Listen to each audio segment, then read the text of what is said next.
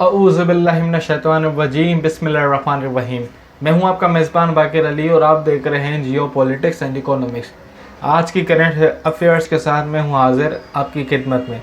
आज की जो वीडियो है वो रशिया और यूक्रेन के मुताबिक है, क्योंकि रशिया कभी भी यूक्रेन को इन्वेड कर सकता है और उसकी सिर्फ और सिर्फ सादी वजह यह है कि रशिया नहीं चाहता कि यूक्रेन भी नेटो का पार्ट बन जाए, क्योंकि नेटो के पार्ट्स के अंदर आर्टिकल 5 आता है कि जिसके अंदर एक नेटो के ममालिक पर हमला तो सब पर हमला, और रशिया के चारों तरफ से जितने भी बॉर्डर्स हैं और उनके अंदर उन्होंने सारे कंट्रीज़ को अमेरिकन इत्तेहादियों ने नेटो का पार्ट बना दिया है। तो अब यूक्रेन बचा, यूक्रेन चाहता है कि मैं पार्ट बन जाऊं नेटो का, ताकि रशियंस के एग्रेशन को काउंटर कर सकूं।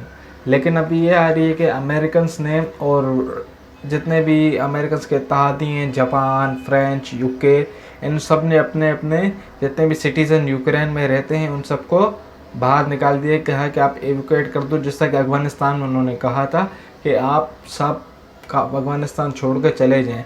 तो यही वजह है कि आप आर्टिकल देखें अपनी स्क्रीन पर। Things could go crazy, Joe Biden ask American to leave Ukraine soon. और जापान का आर्टिकल देखें, Japan argues its citizen in Ukraine to leave immediately. खतरा अब ये बढ़ता जा रहा है कि रशिया कभी भी यूक्रेन का इन्वेड करना शुरू कर देगा, और इसके दरमियान बाइडन का ये डिसीजन आया है कि वो अपने ट्रूप्स यूक्रेन में नहीं भेजेंगे।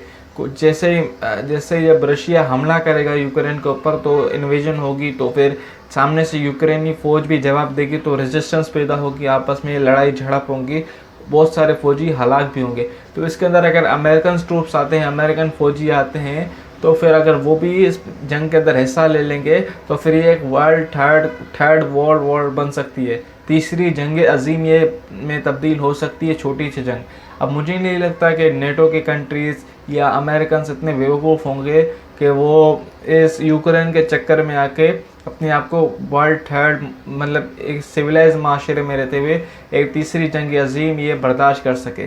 क्योंकि यूक्रेन के साथ उनके कोई भी ऐसे ही इकोनॉमिक्स टाइज इतने नहीं है, कोई कल्चरल टाइज नहीं है, ना वो भी कहा जाता है यूक्रेन, वो भी नहीं है। यूक्रेन की जितनी भी सिमिलरिटीज़ हैं वो रशियंस के साथ मिलती हैं। ये आप आर्टिकल भी देख रहे हैं, third world war, Biden won't send troops to get American out of Ukraine.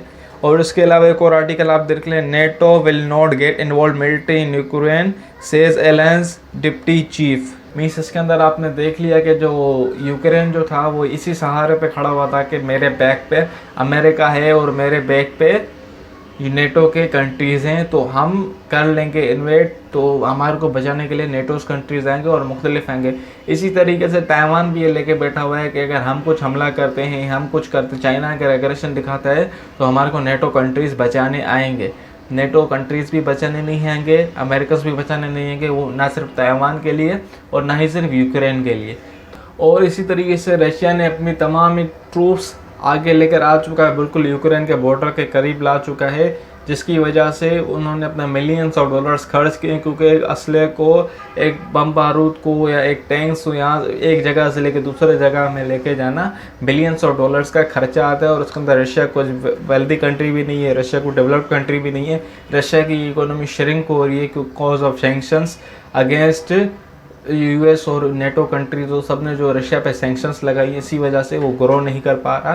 तो रशिया के लिए डू डाई का सिचुएशन है। अगर मान लीजिए यूक्रेन ने रेजिस्ट कर लिया, तो अगर पीछे से अगर अमेरिकन ने हमला कर लिया, अगर नेटो ममालिक ने हमला कर लिया, तो यूक्रेन का जो कैप्चर करने के बजाय वो अपना ही हिस्सा ना गवा दें। बचने के लिए रशिया ने एक हाइपरसोनिक मिसाइल पहले ही डिप्लॉय करके रखा है, वो आप आर्टिकल देख रहे हैं। Russia deploy hypersonic missile to battle in range of NATO capital. तो ये रशिया ने अच्छा मूव चला है, ताकि अगर नेटो कंट्रीज भी आते हैं, कुछ भी आता है, तो पहले हमेशा न्यूक्लियर कैपेबिलिटी की भी उन्होंने फ्रांस के सामने धमकी दे दी है। अब देखते हैं कि रशिया कब इन्वेट करता है।